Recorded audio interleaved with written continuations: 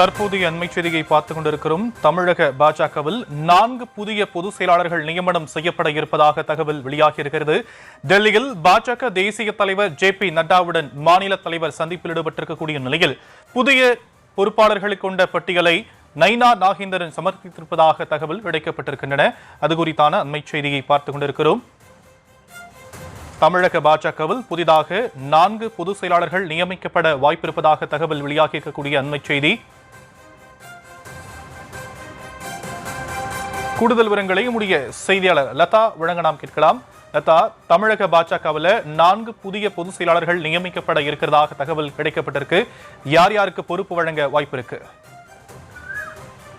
வணக்கம். ஏற்கனவே தமிழக பாஜகவில் மாவட்ட தலைவர் இந்த மாதிரியான பொறுப்புகள் எல்லாம்